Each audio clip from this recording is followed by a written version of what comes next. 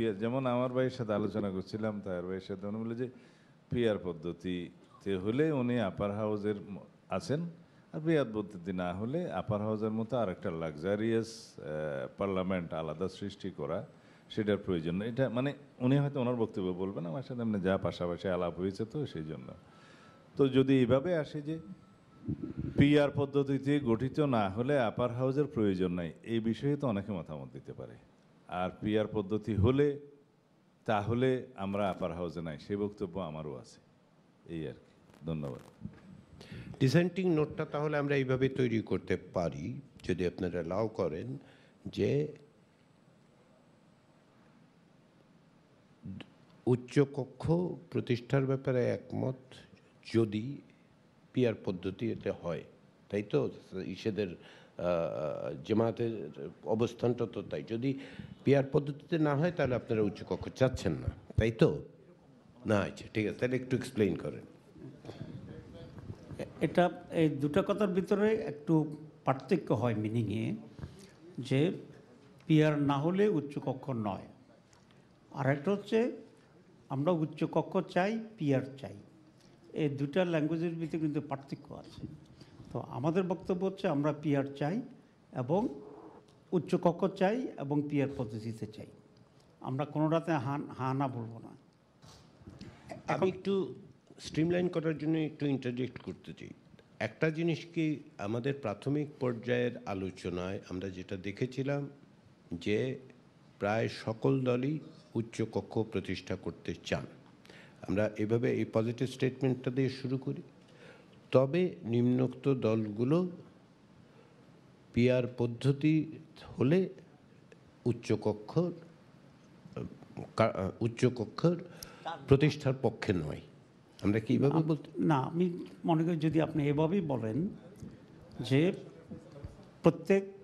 প্রত্যেকটি দলেই উচ্চকক্ষ চান, তারপরে আপনি বলবেন যে এতগুলা দল, যেটার সংখ্যা আপনার কাছে আসবে, যে পিআর পদ্ধতি চান, এতগুলো দল পিআর পদ্ধতিতে চান না, ভোটানুপাতে চান, তাহলে রিফ্লেকশনটা ঠিক হবে। কারণ আমি যখন বলবো পিআর না হইলে চাই না, তো তাহলে তো আমি উচ্চকক্ষের চাই না এটাই হয়ে যায়। শুধু পদ্ধতিতে হয় না, কারণ একটা হচ্ছে প্রিন্সিপাল ডিসিশন, আর একটা হচ্ছে সিস্টেম। প্রথমটা প্রিন্সিপাল ডিসিশন হইতে হবে যে আমরা উচ্চকক্ষ চাই, এটা তো আনানিমাস আছে দেখা যায়। আর পরের ডিভিশনটা হবে পদ্ধতি নিয়ে। চাওয়ার ব্যাপারে তো ডিভিশন হচ্ছে না, শুধু এটা আলাদা ডিসিশন হিসাবে আসতে হবে। আর পদ্ধতি নিয়ে আপনি ওপিনিয়ন নিতে এভাবে পারেন যে পিআর সিস্টেমে চাই, আর আরেকটা হচ্ছে আপনার ভোটের মাধ্যমে পিআরে চাই, আর একটা হচ্ছে পার্লামেন্ট মেম্বারদের পিআরে চাই, এটাই তো। তো এটা আবার আপনার ডিভাইড করে এক্সট্রা ওপিনিয়ন একসাথে নেবেন, দুইটা আলাদা। যারা পিআরের কথা আমি বোঝার জন্য, মানে আমরা তো আলোচনা করছি বোঝার জন্য, যারা পিআর বলছেন, যে পিআর মানে আমি ধরে নিচ্ছি আপনারা বলছেন মানে ভোটের সংখ্যানুপাতিক পিআরের বিরোধিতা, কিন্তু অন্য কোনো রকম পিআরের যেমন একটা প্রস্তাব ছিল আমাদের আলোচনার সময়, যে কেউ কেউ প্রস্তাবও করেছিলেন, আমি যতদূর মনে পড়ে জ্ঞান if I am wrong correct me, বিএনপির পক্ষ থেকে আলোচনার সময় এটা বলা হয়েছিল যে উচ্চকক্ষ গঠন তাহলে কীভাবে হবে, এই প্রশ্নের উত্তরে যে নিম্ন কক্ষের আসনের ভিত্তিতে, আসনের ভিত্তিতে যেভাবে নিম্নকক্ষে নারী আসন সেই পদ্ধতিতে, সেটা সেই কারণে আমরা এই ক্ষেত্রে কি যখন সংখ্যানুপাতিক বলছি, আমরা কি ইমপ্লিসিটলি ধরে নিচ্ছি এই ক্ষেত্রে পিআর বলতে প্রাপ্ত ভোটের সংখ্যানুপাতিকের পিআরের প্রশ্নটাই তো বলছি, এক্স্যাক্টলি, যে ওইটার কারণেই আপত্তি, তাই তো? মানে যদি এটা আসনের ভিত্তিতে পিআর হতো তাহলে মানে আপনাদের কোনো আপত্তি নাই, এটাই। ফলে ওই আলোচনাটা আমরা যাচ্ছি না। আমরা রিয়াজ ভাই, আমি একটু বোধহয় এখানে একটু ক্লিয়ার করলে পারি আর কি। তাহের ভাই যেটা বলেছেন, তাহের ভাই বলছেন যে জাতীয় আইনসভার উচ্চকক্ষ গঠনের বিষয়ে সবাই পজিটিভ। এই ক্ষেত্রে আপনাকে আমি আবার ইন্টারভিউ করি, এইটা কিন্তু আমি বারবার প্রেসে বলেছি, কারণ প্রাথমিক পর্যায়ের আলোচনায় কিন্তু এটা খুব ক্লিয়ারলি আনইকুইভোক্যালি এস্টাবলিশড হয়েছে যে দুই একটি দল ব্যতিরেকে, দুই একটা দল ছাড়া সকলেই উচ্চ কক্ষ চান। না এখানে আর sorry, পরের আপনি যদি allow করেন তাহের ভাই পরের ল্যাঙ্গুয়েজটা আমি বলি তাহলে আপনারটা রিফ্লেক্ট করবে। এর মধ্যে এতটি দল ভোটের সংখ্যানুপাতিক প্রতিনিধিত্ব এবং এতটি দল সিটের সংখ্যানুপাতিক প্রতিনিধিত্ব চায়, এটা হলো তাহের ভাইয়ের বক্তব্য, তাই তো তাহের ভাই? জি, আমার কথা হচ্ছে এখানে উচ্চকক্ষ চাই না এই শব্দটা তো এখানে কোনোভাবেই উল্লেখ করার কোনো কারণ নাই। শব্দটা বলতে হবে আমরা সকলেই উচ্চকক্ষ চাই। বাসদ বাসদ হচ্ছে উচ্চকক্ষ চায় না বলছেন। না এখন না মানে আদৌ উচ্চ কক্ষের অস্তিত্ব চান না। মনির ভাই, কথার- মনির ভাই আমি ফিরোজ আমাকে একটা 30টা সেকেন্ড দেন। তাহের ভাইয়ের প্রপোজালের ভিত্তিতে আমরা যদি এইভাবে প্রসিড করি, will that be a better way to proceed? এক নম্বর আমরা প্রথম প্রশ্নটা তুলি যে উচ্চ কক্ষ চাই কিনা, তাই তো? প্রসিডিউরাল পার্ট অ্যাসাইড, আমরা উচ্চ কক্ষ চাই কিনা, মানে উচ্চ কক্ষ চান না এরকম কোনো বক্তব্য আছে কিনা, এটা যদি দেখা যায় যেটা আনইকুইভোক্যালি প্রায় যে সকলে উচ্চকক্ষ চান, সেই জায়গায় কি এই প্রশ্নে কি কোনো আপত্তি আছে কারো যে উচ্চকক্ষ চাই না? ফিরোজের আছে, আমি সেই কারণে প্রশ্ন ফ্রেজটা এই কারণে করেছি। আমরা আগাগোড়াই ঐক্যমত্য কমিশনের সাথে বৈঠকে এবং এখানেও যে আলোচনা, সেই আলোচনায় বলেছি যে বাংলাদেশের যে আর্থসামাজিক ব্যবস্থা, এই ব্যবস্থার মধ্যে এখনই এখানে উচ্চকক্ষের কোনো প্রয়োজন নাই। সেই জন্য আমরা এই উচ্চকক্ষের বিষয়ে যে কোনো মতামত দেওয়ার, সেই মতামত দেওয়ার থেকে আমরা বিরত থাকছি, এটা আমাদের বক্তব্য। আমাদের যে উচ্চকক্ষই বাংলাদেশের আর্থসামাজিক ব্যবস্থায় প্রয়োজন নাই আমরা মনে করি, সেই জন্যে আমাদের বক্তব্যটা নোট করছি। ধন্যবাদ। তাহলে বাংলাদেশের আর্থসামাজিক বর্তমান পরিস্থিতির মধ্য দিয়ে গরিব মেহনতি মানুষ এবং সাধারণ মানুষের ট্যাক্সের টাকায় এই উচ্চবিলাসী এবং অলংকার মাত্র এই যে উচ্চকক্ষ প্রতিষ্ঠার যে আলোচনা চলছে, উচ্চকক্ষ গঠন ইত্যাদি, এই সমস্ত আলোচনা থেকে বাংলাদেশের কমিউনিস্ট পার্টি সিপিবি বিরত থাকছে বা অ্যাবস্টেইন করছি আমরা এই প্রসঙ্গে। ধন্যবাদ। মানে এই বর্তমান দেশের বাস্তবতার কথা বলেছেন, আমরা উচ্চকক্ষ চাচ্ছি না আর কি, আলোচনাতেও অ্যাবস্টেইন করছি। ঠিক আছে, পরের আলোচনা আপনারা অ্যাবস্টেইন করবেন, কিন্তু এখনকার পরিস্থিতিতে আমরা কি তাহলে আমি শেষ করি আপনার এখনকার প্রশ্নটা হচ্ছে এই যে ফিরোজ আপনার মনোযোগ আকর্ষণ করতে চাচ্ছি, কারণ আপনি হচ্ছেন ডিসেন্টিং ভয়েস এই ক্ষেত্রে, মানে not in the sense of the ডিসেনশন, কারণ ভিন্ন মতটা আপনি এক্সপ্রেস করেছেন আপনার মনোযোগটা। আমরা কি তাহলে বলবো? বলুন সাইফুল ভাই। জনাব সাইফুল হক এবং এদিকে জনাব আক্তার হোসেন মাইক্রোফোন হাতে বসে আছেন। সেলিম ভাইও বলতে চান। না আমরা এখানে আপনারা যে প্রস্তাব দিয়েছেন, আমরা সাধারণভাবে এই ব্যাপারে আমরা একমত, আমাদের ঐক্যমত রয়েছে, এটা আমরা আগেও এটা বলেছি। আমি একটু বোঝার চেষ্টা করছি, যদি একটু সহযোগিতা করেন, তাতে যদি পুরো আলোচনা যদি 10-15 মিনিট লাগেও সময়টা একটু দেওয়া উচিত। বোঝার চেষ্টা করছি উচ্চ কক্ষের, যেটা এখানে আলোচনা হলো, এটা নিয়ে আর রিপিট করার দরকার না। যেটা বললেন উচ্চ কক্ষের ব্যাপারে কয়েকটা দলের তো আপত্তি, সেটা কিভাবে উল্লেখ করবেন, অন্য নোট অফ ডিসেন্ট কীভাবে বলবেন, সেটা নিয়ে এখানে আলোচনা হয়েছে, উল্লেখ করছি না। আমি একটু বোঝার চেষ্টা করছি তাহলে উচ্চ কক্ষের ক্ষমতাটা, জেনুইন অর্থে ক্ষমতাটা কী ক্ষমতাটা বাড়লো? উচ্চ কক্ষ কি কোনো বিল কি ফাইনালি তারা কি আটকিয়ে দিতে পারছে? তারা, আমি মাননীয় সহসভাপতি, উচ্চ কক্ষ কি কোনো বিল শেষ পর্যন্ত তারা কি আটকিয়ে দিতে পারছেন? না, তারা পারছেন না। সেদিক থেকে আমি আপনাদের এই প্রস্তাবের সাথে একমত হওয়ার পরেও, নানা পর্যায়ে পার হওয়ার পরেও উচ্চকক্ষের এরকম কোনো বিধান যুক্ত করার সুযোগ আছে কিনা যে উচ্চকক্ষের আমি একটু ইন্টারাপ্ট করব, কারণটা আপনাকে বলি। কারণটা হচ্ছে এই, আপনি হয়তো বলবেন কন্টিনজেন্ট অন, যদি পাওয়ারফুল না হয় তাহলে আমি উচ্চকক্ষের বিষয়ে আপনার সমর্থন থাকবে কিনা সেটা নির্ধারণ করতে পারি।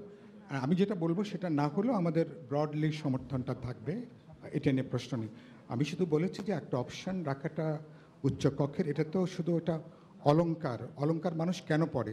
দেখতে সুন্দর লাগে, তাই না? মানুষ যে মেকআপ করে, মেকআপটা কেন নেয়? দেখতে সুন্দর লাগে, ভালো লাগে, মানুষ অ্যাপ্রিসিয়েট করে।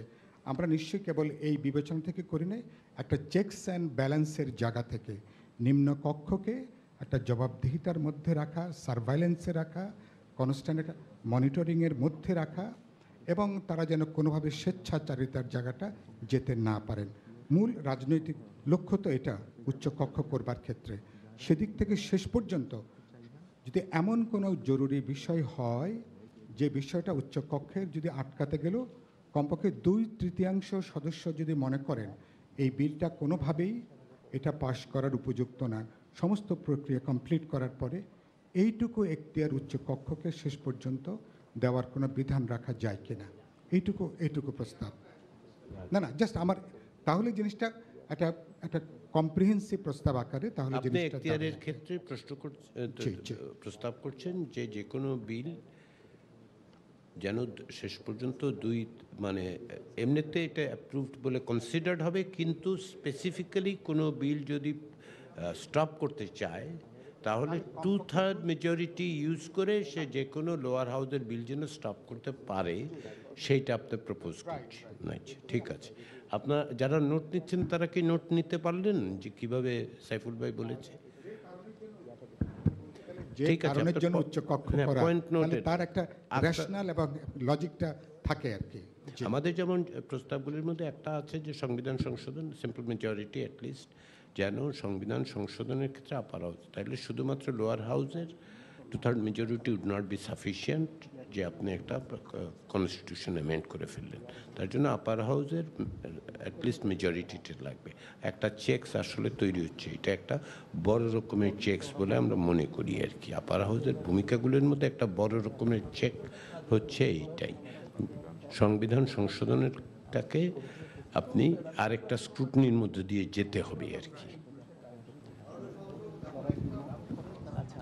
আক্তার বলতে চাচ্ছেন, আপনারা যদি এখন আবার এই আলোচনাতে ঢোকেন, কার কি মানে পক্ষে বিপক্ষে বহু যুক্তি এখানে আসছে, আমরা 5 দিন 6 দিন এক একটা বিষয় আলোচনা করছি, এখন আবার যদি এই কার কি অবস্থান সেটা তো আমরা জানি, কে কোন কারণে চায় না সেটাও আমরা জানি, আমরা তো এটা নিয়ে আলোচনা হয়েছে দীর্ঘ, আবার আপনি ওই প্রক্রিয়ায় ঢুকলে এই আলোচনা আবার দীর্ঘায়িত হবে।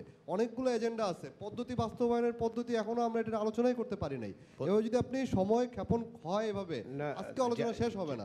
আপনারা স্পেসিফিক্যালি প্রস্তাব দেন, এই প্রস্তাবে কারা একমত আছে কারা একমত না, শেষ। এখানে এর বেশি যদি আলোচনায় যান, আলোচনা শেষ হবে না। এটা নোটেড।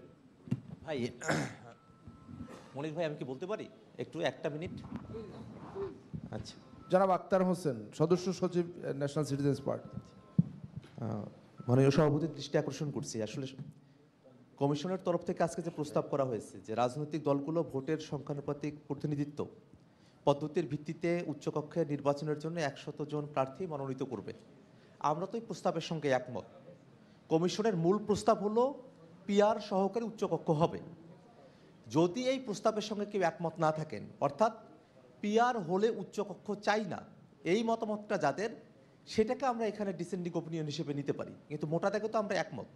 আর শেষ একটা জিনিসই আমি একটু বলার আছে যে আপনার সংবিধান সংশোধনের ক্ষেত্রে সিম্পল মেজরিটির কথা বলেছেন, এটা আমাদের দলের পক্ষ থেকে আমরা এটা 2/3 মেজরিটির কথা বলেছিলাম। আপনার বিষয়টা একটু বিবেচনা করে দেখেন, আমরা খুব সহজে হয়তো একটা সমাধানের দিকে যেতে পারবো। কমিশনের প্রস্তাব পিআর সহই উচ্চকক্ষ, যারা পিআর হলে উচ্চকক্ষ চায় না তাদের ডিসেন্ডিং ওপিনিয়নটা আমরা নিতে পারি। পিআর হলে উচ্চকক্ষ যারা চায় না সেই ডিসেন্ডিং ওপিনিয়নগুলো আপনি নিতে পারেন। মনির জি, আসসালামু আলাইকুম। এই সংসদের উচ্চকক্ষ নিয়ে একটা দীর্ঘ আলোচনা হয়েছে এবং 3 ধরনের একটা মতামত এসছে। একটা পক্ষ বলেছে যে আপনার বর্তমান আর্থসামাজিক এবং অর্থনৈতিক অবস্থায় উচ্চকক্ষের কোনো প্রয়োজন নেই। একটা অংশ বলেছে সংসদে আসন অনুপাত হারে উচ্চকক্ষ গঠিত হবে, আর একটা অংশ বলেছে পিআর পদ্ধতিতে হবে। বেশিরভাগই মন্তব্য করেছে যদি আপনার কোনো ক্ষমতাই না থাকে তাহলে নখদন্তহীন একটা উচ্চকক্ষ জাতির ঘাড়ে যেন চাপিয়ে দেওয়া না হয়। এই আজকের একদম শেষ দিনে যে আলোচনাটা আমরা বারবার বলেছিলাম যে ইচ্ছা করলে আমরা এটা জুন অথবা মধ্য জুলাইতে শেষ করতে পারতাম। আজকে আলোচনার একেবারে শেষ দিনে, যে দিন আজকে শাহবাগ অবরোধ অবস্থায় আছে, যে জুলাই সনদের বাস্তবায়ন চাই, সেই সময়ে আজকে এই সেন্সিটিভ বিষয়টি এবং শেষ পর্যায়ে এনে গিলোটিন পদ্ধতিতে যেভাবে আপনার সিদ্ধান্ত নেওয়া হচ্ছে, এটা আমি বিরোধিতা করছি। আমি আগেও বলেছি যে সিদ্ধান্ত নেওয়ার পদ্ধতিটা কি, কোনভাবে সিদ্ধান্ত নেবেন। এখানে কি প্রত্যেকটা দলের হাত তোলাতুলি দিয়ে সিদ্ধান্ত নেবেন, না অতীতের পিয়ারের সিদ্ধান্ত নেবেন? 91, 96, 2001 এবং 2008-এ প্রাপ্ত ভোটের অনুসারে যারা ভোট পেয়েছেন, নির্বাচন করেছেন, অথবা ক্রিয়াশীল রাজনৈতিক দল যারা ছিলেন, মানে কোন পদ্ধতিতে নেবেন? সেখানে যদি হতো যে না, এখানে শুধুমাত্র আপনার যে দলগুলো উপস্থিত আছে, তাহলে আমরা আরও অনেকগুলো দলের কথা বলতাম যারা রাজপথে ছিলেন, আবার অনেকগুলো দলের বিরোধিতা করতাম যারা রাজপথে ছিলেন না, অথবা স্বৈরাচারের পক্ষে গিয়ে নির্বাচন করেছেন, স্বৈরাচারকে বৈধতা দিয়েছেন। সব মিলিয়ে আমি বলতে চাই যে এই যে অলংকারিক, নখদন্তহীন একেবারে এই পিয়ার পদ্ধতির এই উচ্চকক্ষ জাতির জন্য একটা বোঝাস্বরূপ হয়ে দাঁড়াবে, এবং আমরা এই পদ্ধতিরও আপনার পিয়ার পদ্ধতির মাধ্যমে নখদন্তহীন একটা উচ্চকক্ষ আমরা চাই না, যার কোনোই ক্ষমতা নাই, শুধুমাত্র দেশের অর্থনীতিকে আপনার একটু ক্ষতিগ্রস্ত করা ছাড়া। ধন্যবাদ।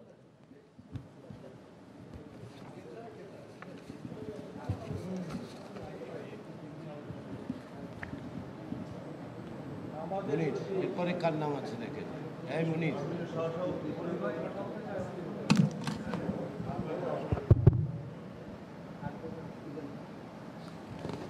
সাইফুল ভাই কি বলেছেন?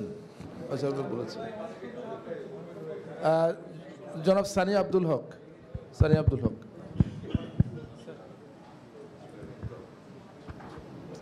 বিসমিল্লাহির রহমানির রহিম। আসসালামু আলাইকুম। আজকে তিনটা জায়গায়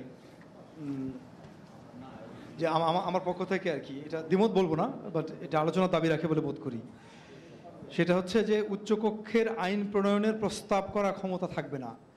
এটা একদম মেটিকুলাস ডিসকাশনের পরে একটা সেটলড পজিশনে গিয়েছি আমরা, এরকম না। আসলে সাফিসিয়েন্ট ডিসকাশন হয় নাই। এবং যদি কোনোটা বিলের মোশনই আনতে না পারে, হ্যাঁ চেঞ্জ করেছে, আচ্ছা আমাদের এখানে দেয় নাই, তাহলে ওটা আচ্ছা এটা আমাদেরকে দেয়নি। ওকে,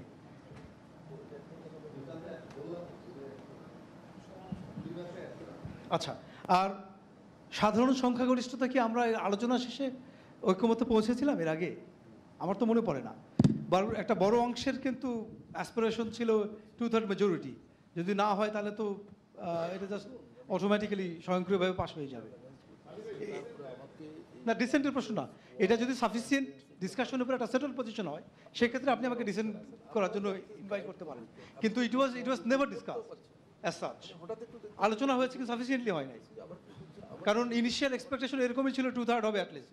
যদি আপার হাউসে আপনি প্রপোর্শনাল রিপ্রেজেন্টেশন না থাকে, যদি 2/3 মেজরিটির অপশন থাকে, what is the point of having another extended version of parliament?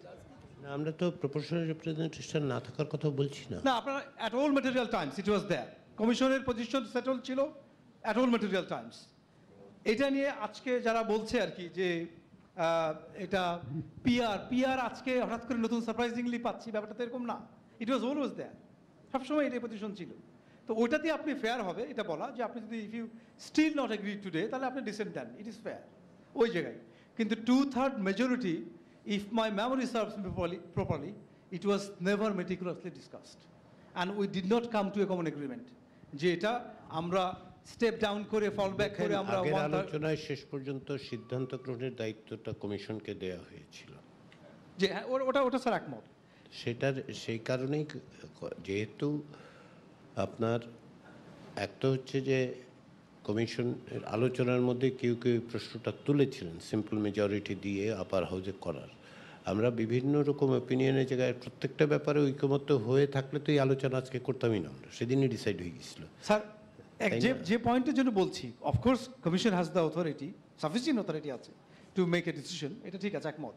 But যেটা বলতে চাই সেটা যে আমাদের এক্সপেকটেশন হচ্ছে যে commission, so that commission can make an informed decision. আর informed decision meaning with sufficient discussion and opinions. এখন আমি বোধ করছি ডিসকাশন তো হয়েছে না 2/3 স্যার হয়েছে 2/3 হয় নাই, কিন্তু আমাদেরকে দেখতে হয়েছে যেটা যে বিবেচনায় সব কিছুই, যে এই আলোচনাটাও আছে, যেহেতু আমরা আপার হাউসটাকে তৈরি করার কথা বলছি প্রপোর্শনাল রিপ্রেজেন্টেশন, এটাই তো আমাদের প্রস্তাব। পরবর্তী সময়ে বিবেচনা করা হচ্ছে যদি কোনো ভোট থাকে, লোয়ার হাউসে 2/3 থাকে, তার আপার হাউসে 1/3 দিয়েও এই চেকসটা তৈরি করা যায়। এটা হচ্ছে আমাদের, আপনি যেটাকে quote and quote informed decision বলছে, আমাদের কাছে সেটাই মনে হয়েছে যে পুরোটাই এইরকম স্ট্রিনজেন্ট অবস্থা থাকলে ভালো। কিন্তু যেটা প্রাথমিক প্রস্তাব ছিল, তো 105-এর প্রস্তাবও ছিল, প্রেসিডেন্ট দেবে 30% ওয়েমেন হবে, 50% ব্লাবলা, এই সমস্ত কিছু আমরা বলতে পারি, আবার লাভ নেই। সেগুলি সমস্ত বিবেচনা করে এই জায়গায় প্রস্তাবটা দেয়া হয়েছে। আমরা চেষ্টা করছি সব জায়গা থেকে কিছু কম্প্রোমাইজের জায়গায় আসা যায় কিনা। ঠিক আছে স্যার, কিন্তু ওই যে আপনি যেরকম করলেন আর কি, যে মৌলিক প্রশ্নে যে আমরা কি আসলে মানে do you really want another house in the first place, এটা কি এইভাবে মানে can you put this way, হাউসের একটা অপিনিয়ন, স্ন্যাপ একটা অপিনিয়ন নিতে পারেন কিনা এখন, যে আমরা কি মানে আমরা কি সিম্পল মেজরিটির জায়গা আছি, না আমরা 2/3, যদি এটা, বাট ডিসিশন ইজ ইয়োর্স। আমি জাস্ট রিকোয়েস্ট করলাম আর কি, যে একবার কি স্ন্যাপ একটা অপিনিয়ন নেওয়া যায় কিনা in terms of number, so that you can get a fine idea যে কতখানি মানে ফ্র্যাকশন এটা চায় বা চায় না। Thank you. মনে নেক্সট স্পিকার লিস্টটা দেখুন। মাননীয় সভাপতি, আমি মাঝে মাঝে আপনারা দেখতে পাচ্ছেন আমি মাঝে মাঝে উঠে সালাউদ্দিন ভাইয়ের সঙ্গে কথা বলছি। আমি সালাউদ্দিন ভাই তো ঘোষিত এবং অঘোষিতভাবে কমিশনের, উনি বলেন অফিসার অফ দ্য কমিশন, আবার আমরা যদি অ্যামিকাস কিউরি হিসাবে কমিশনের বন্ধু সেটা বলতে পারি। সালাউদ্দিন ভাই আমাদেরকে গোপনে, প্রকাশ্যে এবং গোপনে সহযোগিতা করছেন কিছু ক্লারিক্যাল ইমপ্রুভমেন্টের জন্য, আবার একই সঙ্গে কিছু মৌলিক কাঠামোগত কিছু বিষয় তিনি আমাদের সঙ্গে কথাবার্তা বলছেন। আমি আপনার কাছে অনুরোধ করি যে আপনি সালাউদ্দিন ভাইকে একবার জিজ্ঞেস করবেন কিনা যে উনি এটা অফিসিয়ালি পার্টিসিপেট করতে পারেন কিনা, তাহলে তো আরও সুবিধা হয়। যে কোনো সময় আপনি অফিসিয়ালি পার্টিসিপেট করতে পারেন অন্য সকলের মতোই। ধন্যবাদ। আপনাকে কখনোই বার করা হয়নি। Much oblige Milan, thank you. আমি আমার বক্তব্যটা এবারে দিয়ে দিই, কারণ সবাই আলোচনা করেছেন শুনলাম, আরও আলোচনা বাকি আছে মনে হয় আরও এর। যাই হোক, প্রয়োজন মনে হয় হবে। উচ্চকক্ষের গঠনের প্রস্তাবটা আমাদের বাংলাদেশ জাতীয়তাবাদী দল বিএনপির পক্ষ থেকেই প্রথম উচ্চারিত হয়েছে অনেক আগে, এবং আমাদের 31 দফায় এমবডিড আছে। আমরা এখনও সেই জায়গায় আছি, সেখানে আমাদের উদ্দেশ্যটা বর্ণিত আছে। আমি এখানে বেশি সময় না নিয়ে শুধু এক লাইনে বলতে পারি যে দেশের সমাজের বিশিষ্টজন, জ্ঞানীগুণী, প্রজ্ঞাবান, অভিজ্ঞ লোকজনদের বিভিন্ন সেক্টরে, যারা রাষ্ট্রবিজ্ঞান থেকে শুরু করে বিভিন্ন শ্রেণী পেশার মানুষের রিপ্রেজেন্টেশন থাকবে, তাদের মেধার প্রতিফলন ঘটবে এবং জাতি গঠনে তাদের ভূমিকা থাকবে, তাদের কন্ট্রিবিউশনটা থাকবে। এইখানে তখন আমরা 100 আসনের চিন্তা করেই সেটা আমরা দিয়েছিলাম, এবং সেই জায়গাতেও আমরা আছি।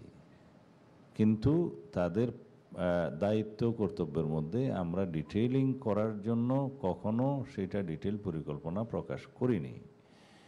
সেখানে আমাদের সেই ধারণা থেকে আমরা সেই হাউস গঠনের জন্য সেই প্রস্তাবটা করেছিলাম। এখন বলতে পারেন যে this is our brain child. সেখানে এটা আনইলেক্টেড বডি হিসাবে, ইনডাইরেক্টলি বডি হিসাবে আপনি কি কি অথরিটি দিতে পারেন, সেই ক্ষেত্রে প্রথমটা ঠিক আছে। আইন প্রণয়নের ক্ষেত্রে লোয়ার হাউস যে আইনটা পাশ করবে সেটা আপার হাউসে যাবে, এবং আপার হাউস সেটা পুনরায় পরীক্ষা নিরীক্ষা করে, এখানে আপনারা 2 মাস বলেছেন যে 2 মাসের বেশি আটকে, তখন আমরা কিন্তু সংশোধনে দিয়েছিলাম যে 1 মাসের বেশি আটকে রাখতে পারবে না, তাহলে আটকে রাখলে সেটা অনুমোদিত বলে বিবেচিত হবে। কারণটা হচ্ছে যে কোনো পার্লামেন্টের সেশন ওয়ার্কিং ডেজ হিসাব করলে ম্যাক্সিমাম আমরা দেখেছি বছরের প্রথম অধিবেশন এবং বাজেট অধিবেশন ছাড়া তেমন কোনো সেশন মোর দেন 60 ডেজ হয়েছে তেমন কোনো খুব একটা দেখা যায় না।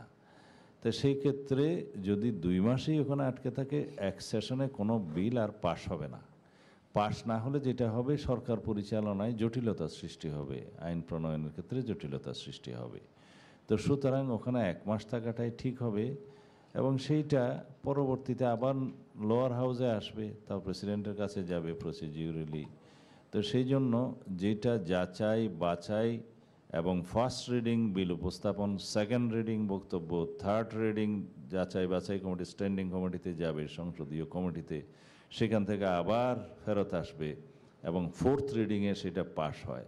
তো এই রিডিংগুলো জরুরি হয়। কখনো কখনো জনমত যাচাই বাছাইয়ের জন্য বহু বক্তব্য আসে, মেম্বারদের কাছ থেকে অনেক সময় নিয়ে এটা আলোচনা হয়। তো সুতরাং এর পরে যদি আবার উচ্চকক্ষে যথেষ্ট সময় নিয়ে সেটা দিতে হয়, সেটা একটা দীর্ঘসূত্রিতা ছাড়া আর কিছুই নয়, এবং সেটা রাষ্ট্র পরিচালনার ক্ষেত্রে অনেকটা অসুবিধার সৃষ্টি হবে, সেটা বিবেচনা রাখতে হবে।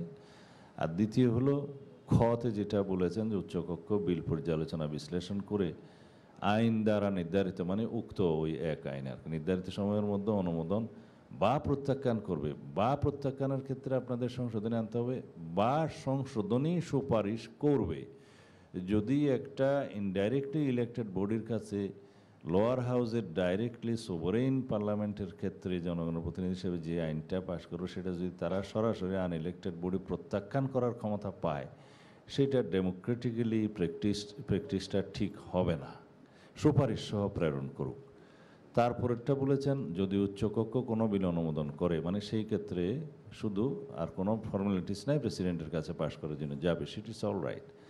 এরপরে যদি উচ্চকক্ষ কোনো বিল, এগেন এখানে প্রত্যাখ্যান শব্দটা না লিখে সংশোধনের সুপারিশ করে, ওই ফার্স্ট অপশন তো গেল, সম্মতি দিলে সেটা আর অসুবিধা নেই, সংশোধন দিলে তারপরে ঘতে যেটা লিখছেন সেই ক্ষেত্রে হবে না, সে যেখানে আসবে, যে ক্ষেত্রে উচ্চকক্ষ সংশোধনের সুপারিশ সহ বিল পুনর্বিবেচনার জন্য নিম্ন কক্ষে পাঠাবে, এখানে পাঠাতে পারবে না, পাঠাবে, তারপরে পারবে শব্দটা কাটা দিয়ে, সেক্ষেত্রে নিম্নকক্ষ উচ্চকক্ষের প্রস্তাবিত সংশোধনগুলো সম্পূর্ণ ও আংশিকভাবে গ্রহণ বা প্রত্যাখ্যান করতে পারবে।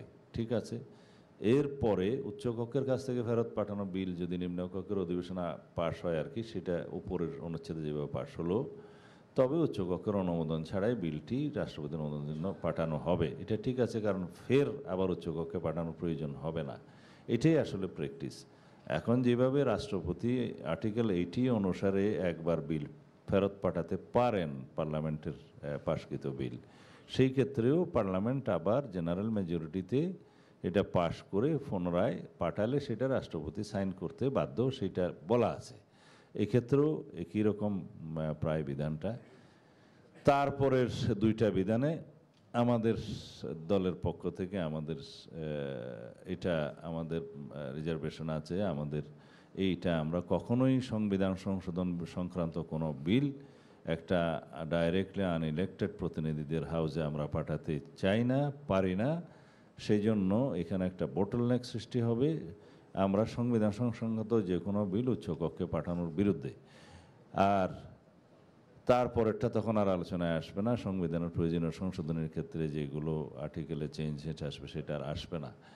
এইখানে আবার একটু আমি আপনার মনোযোগ আকর্ষণ করছি, দফা 1-এর মধ্যে 2য় লাইনে নিম্নকক্ষে পাশকৃত অর্থ বিল ব্যতীত সকল বিল, এইখানে অর্থ বিল সহ যে সমস্ত বিলগুলো আমরা 70 অনুচ্ছেদে পার্লামেন্ট মেম্বারদেরকে স্বাধীনতার ক্ষেত্রটা রাখি নিয়ে আমরা সবাই এখানে অর্থ বিল আছে, আস্থা ভোট আছে, সংবিধান সংশোধনী আছে, এবং জাতীয় নিরাপত্তা উইদিন ব্র্যাকেট যুদ্ধ পরিস্থিতি আছে। এই 4টা ক্ষেত্রের বিলের বিষয়ে উচ্চকক্ষে পাঠানো যাবে না, যেহেতু যেখানে সংসদ সদস্যরাই স্বাধীন নন এখানে মতামত দিতে এই 4টা বিষয়ে।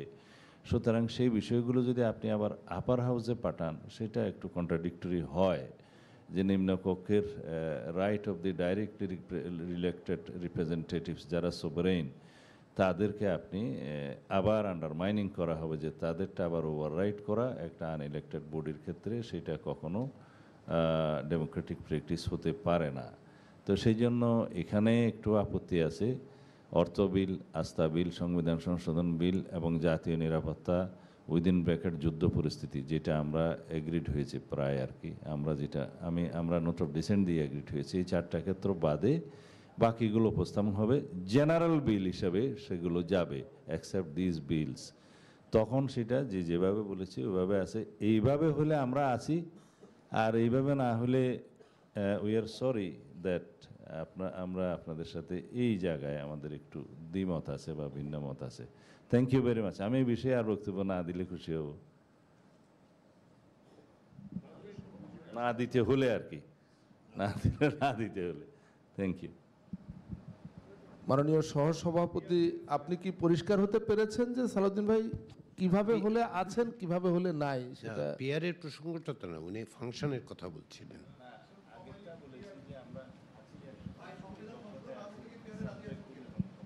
আচ্ছা, মাইক্রোফোন দেন। জাভেদ রাসিন, আপনি প্রশ্ন, জাভেদ প্রশ্নটা আবার করুন। জাভেদ প্রশ্নটা আবার। ভাই আমি প্রশ্ন সংবিধান সংশোধনের জন্য পৃথিবীর সব দেশে directly elected member of the house, member of representative আর কি, জনগণ তাদেরকে সেই ক্ষমতাটা দিয়েছে। উপরের হাউস কি জনগণ কর্তৃক নির্বাচিত হবে? তাহলে আমার দ্বিমত নাই। না ভাই, আমার প্রশ্নটা হচ্ছে সংবিধান সংশোধন সংক্রান্ত যে কোনো বিল উচ্চকক্ষে সাধারণ সংখ্যাগরিষ্ঠতা পাশ করতে হবে। এটা যদি না থাকে তাহলে কি সংখ্যানুপাতিক প্রতিনিধিত্বে উচ্চকক্ষের 100 জন প্রার্থী মনোনীত হবে? সেটা আপনাদের বক্তব্য। না না, আপনারা রাজি আছেন কিনা? না, আমরা তো পিআরে নাই। আচ্ছা, আমরা পিআরে নাই, আমরা তো বলেছি যে আমরা 100তে আছি। 100তে আছি, পিআরে নাই। ফাংশনের ক্ষেত্রে ওনারা কতগুলো সংবিধান সংশোধন তো আমরা তো এটা প্রশ্নই আসে না। একটা যদি থিওরিটিক্যাল আলোচনা, থিওরিটিক্যাল আলোচনা, পৃথিবীর কোন পার্লামেন্টে ডাইরেক্টলি ইলেক্টেড রিপ্রেজেন্টেটিভ ছাড়া কেউ সোভারেইন নয়, এবং সোভারেইন পার্লামেন্ট ছাড়া কেউ দেশের কনস্টিটিউশনে হাত দিতে পারে না। সেই ক্ষেত্রে যদি আমরা একটা আনইলেক্টেড এক্সপার্ট কমিটির কাছে সংবিধান সংশোধনের ক্ষমতাটা দেই, তাহলে পরে সেটা ডেমোক্রেটিক প্র্যাকটিস হতে পারে না।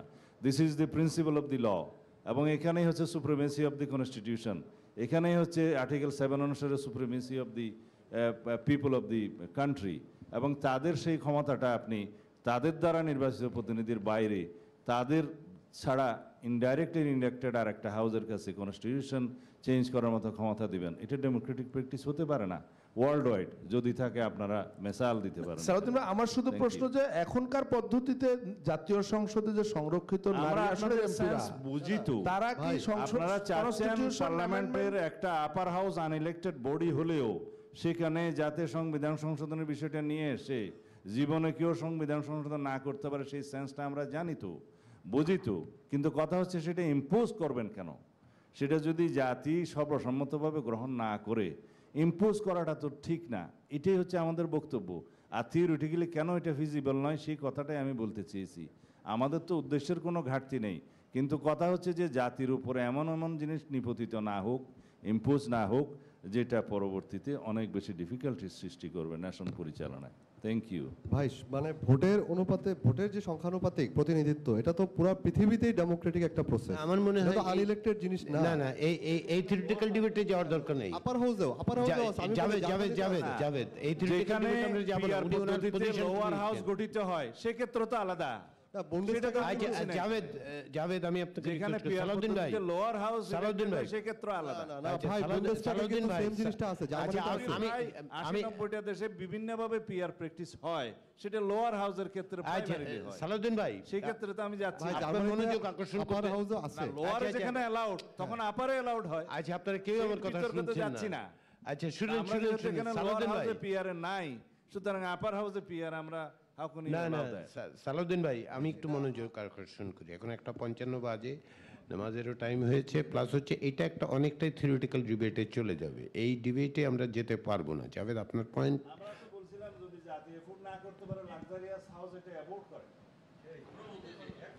না না, আপনারা বলছেন, শুনে সেটা তো আপনারা বলেছেন, সেটা তো বলেছেন। আচ্ছা ঠিক আছে, আবার মনে হয় এই আলোচনাটা এখানে আমরা স্টপ করবো। না না, এইভাবে পয়েন্ট করেন না। না না হুদা ভাই, এই এক্সপ্রেশনটা কিছুদিন আগে আরেকজনের এরকম একটা এক্সপ্রেশন। বসেন। না না, আমি কথা বলছি তো। যাবে আমার কথাটা শেষ করতে। জাভেদ, হুদা ভাই আপনাকে আমি একটা না না এই যে পয়েন্ট টু পয়েন্ট কথা বলেন না, শুনেন না না এই শুনেন আমি আপনার মনোযোগ আকর্ষণ করছি হুদা ভাই। সেদিন একজনের একটা এক্সপ্রেশন নিয়ে আপনি আপনার ডিসকন্টেন্ট এক্সপ্রেস করেছেন, আমি ইন্টারজেক্ট করেছি, আমি রেপ্রিম্যান্ড করেছি, যেই অর্থে রেপ্রিম্যান্ড করা হয়। সেক্ষেত্রে আমরা কেন এখানে এসেছি সেই প্রশ্ন যদি তোলেন তাহলে খুব বিপজ্জনক পরিস্থিতির সৃষ্টি হয় আমাদের প্রত্যেকের জন্য। কারণ আপনি আজকে যদি জাভেদকে প্রশ্ন করেন তাহলে শুধুমাত্র রাজনৈতিক শক্তি হিসেবে না, আপনি প্রকৃতপক্ষে আমাকেও প্রশ্ন করতে পারেন তো। আমরা তো সে আলোচনায় যাচ্ছি না, আমরা প্রত্যেকের আপনার আচ্ছা তাহের ভাই আপনি এখন কথা বলবেন নাকি খাওয়ার পরে নামাজের পরে কথা বলবেন? না, ঠান্ডা হয়ে গেছে। প্রথম কথা হচ্ছে আমি যেটা মনে করি আর কি, আজকে সকালে আপনার ঠিক আছে, বাইরে আমরা ঠিক করবো না প্লিজ। না, এই কথাটা হয়তো বলতে পারে না আসলে। না ঠিক আছে প্লিজ, আমরা আমাদের মানে ফুটে বেরোনোর পর থেকে বাচ্চা বয়স থেকে আমরা ফেসিবাদের বিরুদ্ধে লড়াই করে আসছি। আমার মনে হয় এখন এই আলোচনাটা আমরা বন্ধ করি। আমি সেটাই বলেছি, কারো লোকাল স্ট্যান্ডাই নিয়ে প্রশ্ন করার দরকার নেই, প্রত্যেকের লোকাল স্ট্যান্ডাই আছে, না থাকলে এই আক্তার ঠিক আছে, আমি তো ইন্টারভিউ করেছি।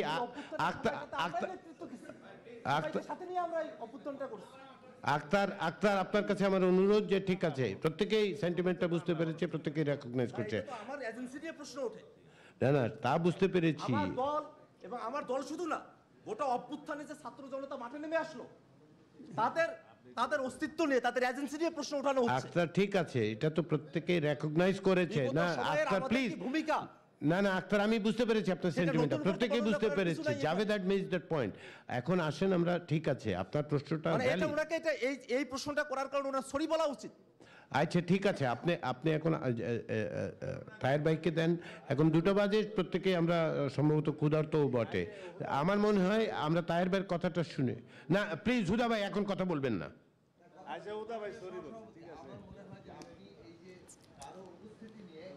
এই না 1 মিনিট, না সাকিব প্লিজ কন্টিনিউ করে নেই আলোচনা।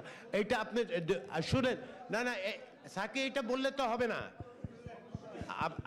না সাকিব, আমি আপনাকে অনুরোধ করছি, আপনি কথা বলবেন না, আপনাকে পরে মাইক্রোফোন দেওয়া হবে, আপনি যা বলতে চাচ্ছেন বলার সুযোগ দেওয়া হবে। এর আবার আরেকজন গিয়ে ওনাকে মাইক ধরা দিচ্ছে যাতে কথা বলে। একটু সরি বলে দেন, সরি বলে, কেউ যদি মনে কষ্ট হয়ে থাকে সরি। আমি যেই কথাটা বলেছিলাম 2023 সালে সকলে উচ্চকক্ষর একটা প্রস্তাব দিয়েছিলাম, সেই বিষয়ে বলেছিলাম। সেই প্রস্তাবটা তখন কোথায় ছিল, এর জন্যই। তারপরেও যদি কেউ আঘাত পেয়ে থাকে আমি দুঃখিত। ধন্যবাদ। আমরা এই পর্বটা শেষ করছি। এখন তাহের ভাই কি যেন একটা বলতে চাচ্ছেন, এটা শুনে আমরা কেটে যাব। আমি যেটা বলতে চাচ্ছি সেটা হচ্ছে, কমিশন তো এখানে একটা প্রস্তাব রেখেছে। আপনি যদি এটা বলেন যে কমিশনের প্রস্তাবের সাথে কারা একমত আছেন, কারা ডিসেন্ট দিবেন বা দ্বিমত আছেন, তাহলে আমার মনে হয় আর আলোচনার কোনো খুব বেশি কিছু লাগে না। আপনি এইভাবে যাওয়ার জন্য অনুরোধ করছি। আর আমাদের স্ট্যান্ড হচ্ছে, কমিশন যে প্রস্তাব দিয়েছে তার সাথে আমরা একমত। ধন্যবাদ। আমরা বিরতিতে যাচ্ছি, এখন বিরতিতে যাচ্ছি। না বিরতিতে যাই, একটু ঠান্ডা হই, বিরতিতে যাই। আমরা 3টার সময় মিলিত হয়ে পরবর্তী বিষয়ে আলোচনা করব। এখন 3টা পর্যন্ত মুলতবি, নিচে এখন যারা নামাজ পড়বেন, নামাজ এবং খাবারের বিরতি।